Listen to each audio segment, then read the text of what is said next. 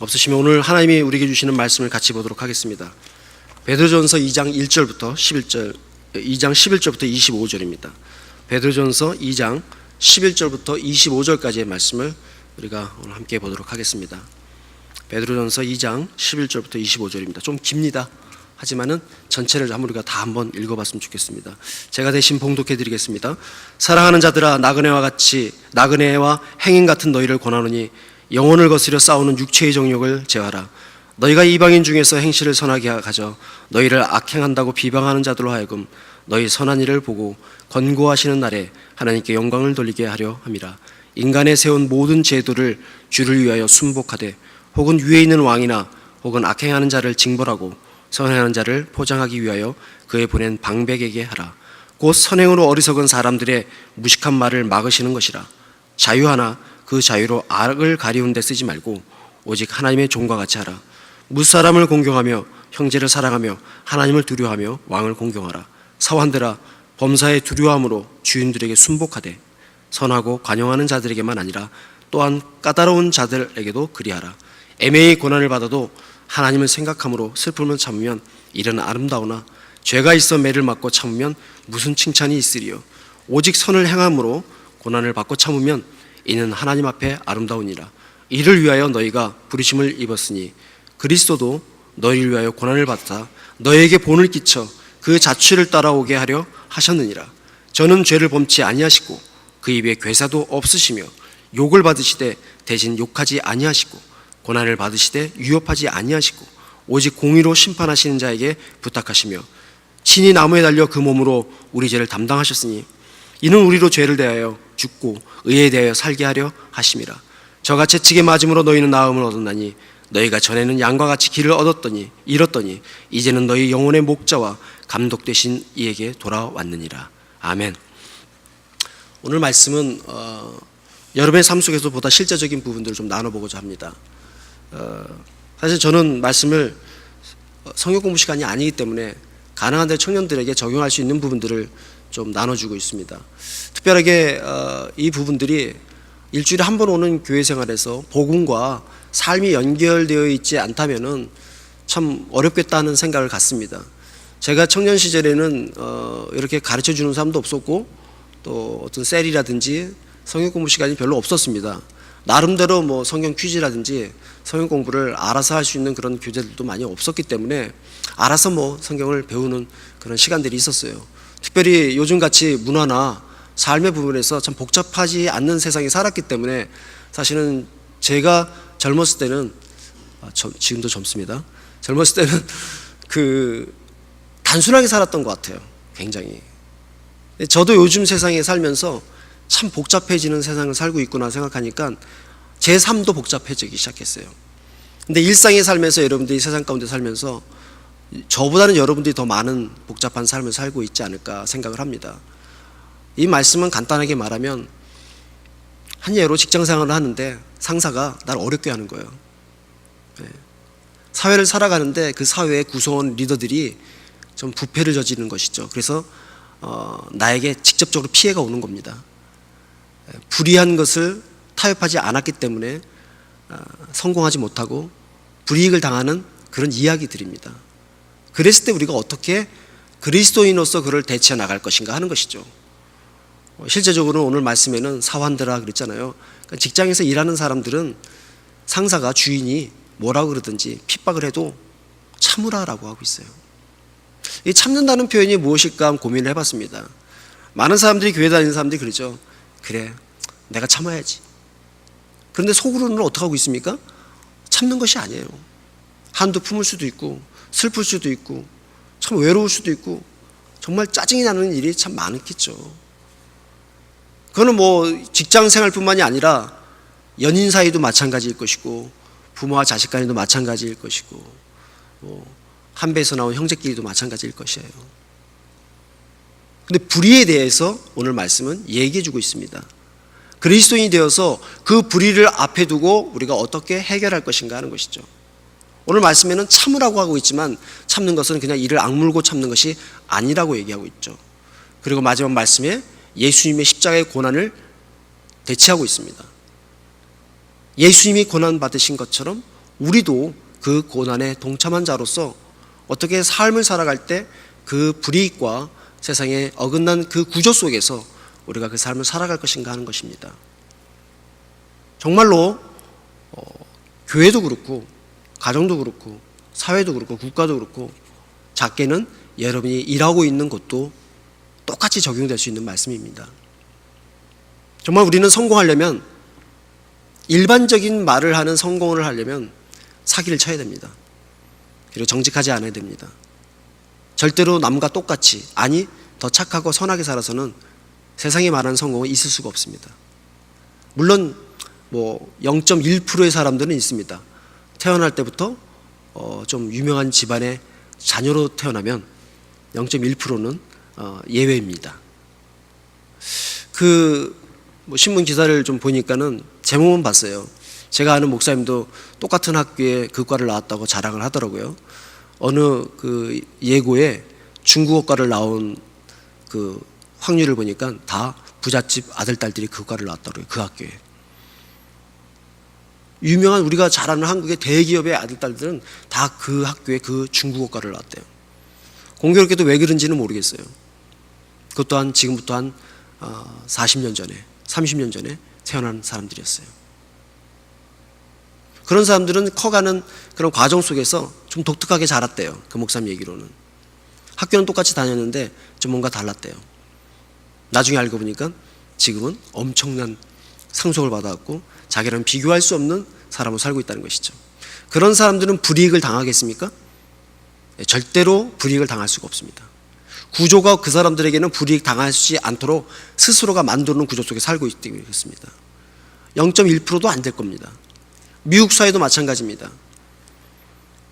요즘은 IT가 발전해서 IT를 제대로 개발만 하면, 프로그램 하나 개발해도 정말 재벌급에 속하는 20대들이 많아지기 시작했어요. 캘리포니아 실리콘밸리에는 20대의 그런 청년들이 어느 날 갑자기 돈을 많이 벌어서 그 돈을 가지고 할 일이 없어갖고 망가지는 예들이 너무 많습니다. 그런 사람들 앞에는 불이익이라는 것이 없죠. 여러분은 어떻습니까?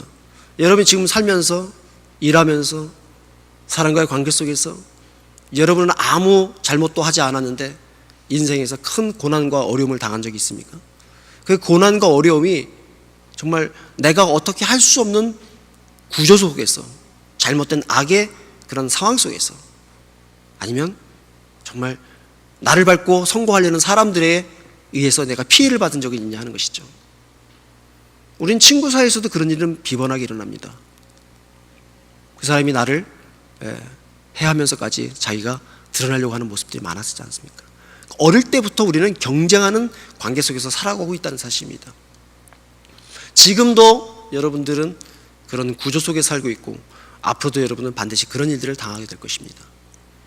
그랬을 때 그리스도인으로서, 내가 하나님을 믿는 사람으로서, 내가 교회를 출석하는 사람으로서 어떤 모습을 보여줘야 되고 내가 그 상황 속에서 어떻게 내 삶으로 이끌어갈 것인가 하는 것입니다.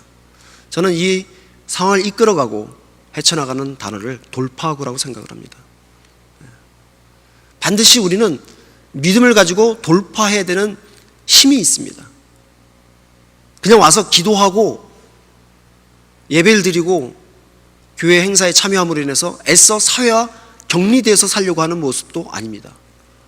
그리고 일주일 동안 우리는 그런 삶 속에 살다가 한번 예배 와서 마음을 풀어놓고 가는 것도 좋습니다. 하지만 그는 돌파력이 아니라 회피력입니다. 회피하고자 하는 능력만 생기는 거예요.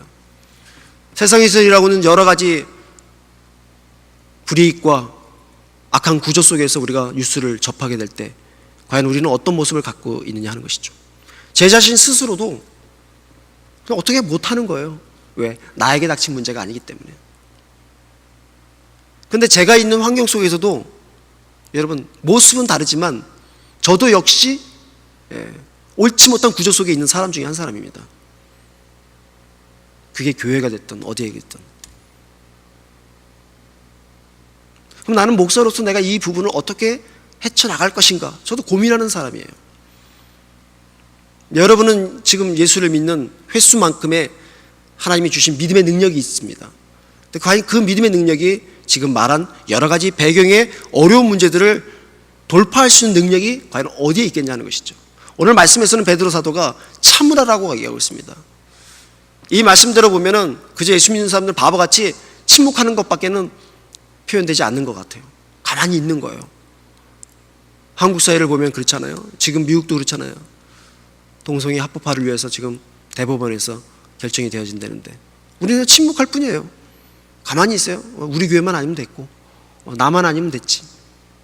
근데 그 법안이 통과되게 되면 미국 사회 구조는 엄청나게 달라집니다. 실제로 우리에게 곧 다가올 수 있는 문제로 대두된다는 얘기예요. 한국 사회는 더 복잡한 일들이 많죠. 오늘 이 말씀을 통해서 우리는 그냥 예배를 드리러 왔지만 하나님은 오늘 이 예배를 통하여 베드로 사도의 말씀을 통해서 어떻게 믿음으로 이 부분들을 헤쳐나가고 해결할 것인가에 대해서 답을 주고 있다는 사실입니다. 우리 그리스도인들이 타락한 세상에서 산다는 것은 당연한 것입니다. 원래 나는 타락한 사람이었고 그리고 이 세상은 내가 태어날 때부터 타락한 세상이었기 때문에 주님 오실 때까지 이 세상은 변화되지 않을 것입니다. 절대로 안 변화됩니다. 주님 오셔야지 완전히 세상이 변화되는 것이지 이 구조는 계속 이어질 것이라는 것이고 내 안에 뿌리 박혀 있는 죄의식은 죄인된 모습들은 내가 구원받았지만 내 스스로 해결할 수 없는 문제인 것을 내가 하나님 곁으로 갈 때까지는 안고 가야 되는 문제라는 사실이죠. 내가 내 자신을 돌아보면 얼마나 내 안에서 뿌리 박혀 있는 죄의식이 있는가를 우리는 스스로가 잘 알지 않습니까? 그럼에도 불구하고 우리는 사회에 일어나는 죄의 뿌리에 대해서는 무관심하다는 사실이죠. 나의 죄와 사회의 죄는 동일한 것입니다. 내 죄를 알면 사회의 죄도 아는 것이고 사회의 죄를 알면 내 죄도 알고 있게 되는 것이죠. 베드로 사도는 원칙적으로 참으라는 말을 하면서 중요한 원칙 하나를 얘기하고 있습니다. 우리가 하나님의 자녀로 부르심 받았다는 소명을 확인하라고 얘기하고 있어요. 여러분, 콜링에 대한 문제는 어떤 특별한 사역과 특별한 일을 위해서 부르심 받은 것이 아니라 우리 모두를 구원하신 하나님의 뜻이 있다는 것입니다. 콜링은 우리가 왜 구원받고 이 사회 속에서 살아가야 되는가 하는 것은 소명의식이 있어야 되는 것이죠. 의식은 알고 있는 겁니다. 알고 있지 못하면 그 소명을 이끌어갈 수가 없습니다. 우리는 그리스도인으로서 여기에 있는 사람들이에요. 이 교회가 아니라 이 예배를 끝나고 셀 모임을 끝나고 다시 여러분의 삶으로 돌아가는 순간부터 여러분은 소명을 가진 자로서 구원을 받았다는 사실이죠. 또 저하고는 좀 다른 문제예요. 그렇다면 진짜 복음의 일꾼은 여러분이지 저는 아닙니다. 저는 복음의 일꾼을 트레이닝하는 사람이지 제가 복음의 일꾼이 될 수는 없어요. 사실 그렇잖아요. 제가 나와서 복음을 전할 수 있는 찬스가 여러분하고 저하고 얼마나 있겠어요. 여러분이 당하는 사회의 구조 속에서의 인내와 참고 돌파하는 능력을 더 필요한 사람이 저겠습니까? 여러분이겠습니까? 근데 목사님들이 더 능력이 많다고 착각을 하시는 것 같아요. 그러지 못해요. 지난 주간에 저는 그 아스토리아에 있는 라면집 2번을 갔습니다. 손님들 오셔서 가게 되는데 한 자매가 너무 잘 서비스를 하는 거예요. 정말 서비스 잘해요. 2번째 갔을 때 정말 물어보고 싶었어요. 예수 믿으세요?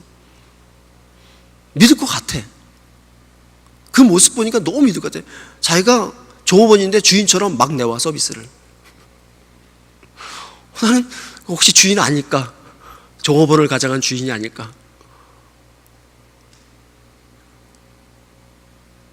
결국 물어봤어요. 네, 어느 교회 다녀요? 역시 명함을 꽂고 있다가 저는 가서 좀 그런 사람이 있으면 명함 주고 오거든요. 제 전도법이 그래요. 기껏해 뭐예요? 교회 명함 주는 것밖에는 못해요. 목사라는 걸 밝히는 것만이 제가 할 일이에요.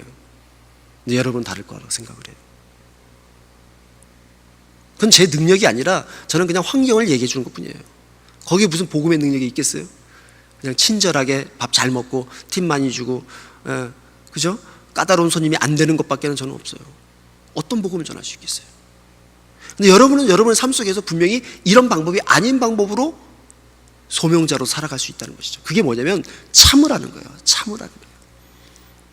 그 불이익에 대하여 참으라고 하고 있어요. 이 참는 것은 소명으로 얘기했잖아요. 그 다음에는 예수님으로 결론을 내고 있다는 것이에요. 예수님은 태어나기 전부터 그 마리아의 뱃속에서부터 어떻게 됐어요? 낙태의 위험을 갖고 있던 분이셨어요. 예수님이 잉태되었을 때 그 사회적 상황에서는 모든 아이를 죽여만 되는, 그 부모가 도망을 갔어 아이를 낳고 그리고 숨어서 자는 그런 삶을 예수님은 시작했어요. 어릴 때부터 어렵게 살았어요. 목수의 아들로 태어났어. 목공일을 배우면서 험한 일을 하셨죠. 그러면서 얼마나 많은 사회 구조 속에서 신분의 그 낮은 그 위치에서 당하셨을 고난과 어려움은 어릴 때부터 당하셨어요. 태아서부터 어릴 때까지. 성전에 가서도 예수님은 제대로 하나님의 말씀 배울 수가 없었어요. 그리고 또 성인으로 되었어요. 그리고 하나님의 부르심에 의해서 하나님의 말씀을 전하는 자로 갔지만 대접받지 못했어요. 메시아라고 했지만 사람들이 조롱했죠. 그리고 예수님의 죽음은 처절하게 죽어갔어요. 정치범으로. 그 모든 예수님의 삶을 보면 모든 사회의 구조 악 속에서 살았다는 것을 알 수가 있어요. 예수님은 단 한 번도 편안하게 0.1%의 사람으로 태어난 것이 아니라, 아니 유일하신 한 하나님으로 오셔서 그렇게 살다 가셨다는 거예요. 인간은 하나님을 대신해서 죄를 짓지만 하나님은 인간을 대신해서 죽으셨어요. 우리가 참는 것은 예수님이 우리를 위해서 죽으셨다는 대속의 은혜를 아는 것이 참는 것이에요. 대속의 은혜. 나를 위해서 대신 죽으셨다는 그 대속의 은혜를 아는 것이 우리의 인내예요. 그냥 이를 악무는 것이 아니라 예수님도 나를 구원하시기 위하여 그 모든 불이익과 구조 속에, 악구조 속에서도 예수님은 그렇게 사셨다. 그거를 내가 아는 것이에요. 그렇게 알 때 심지어는 우리 부모님 나에게 해준 게 뭐가 있어? 나는 태어날 때 어려웠어. 항상 한을 품고 사는 거예요. 어떤 자매는 남자만 만나면 너무 다투고 싸우고 헤어지는 거예요. 아버지에 대한 그런 어떤 아픈 그 상처가 있는 거예요. 남자는 다 그럴 것이라고. 그 자기가 그렇게 남자만 만나면 아주 신경질적으로 자꾸 싸우고 헤어지는 것에 대해서 모든 책임을 아버지에게 돌리는 거예요.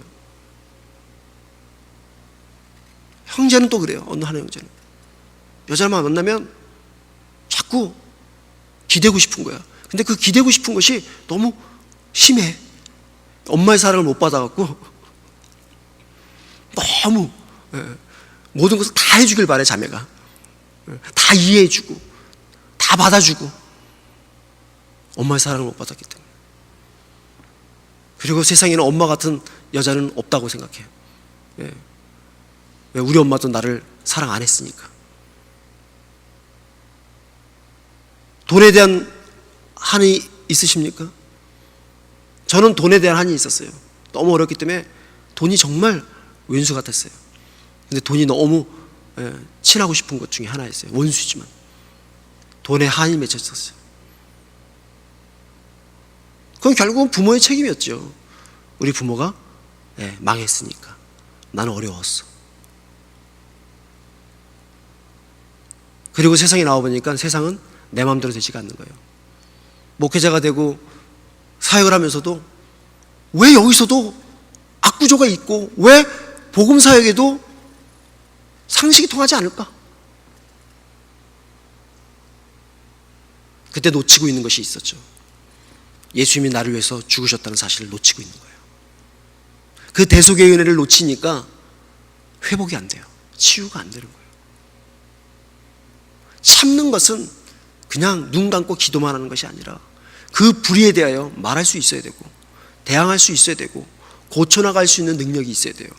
근데 그것은 반드시 대속의 은혜를 깨닫지 못하면 안 되는 겁니다. 그래서 기독교가 사회에 대해서 저항을 할 때 예수님의 십자가의 복음을 가지고 저항하지 않으면 그런 정치적인 대항밖에 되지 않습니다. 변화가 일어나지 않습니다. 이건 개인의 삶에도 마찬가지입니다.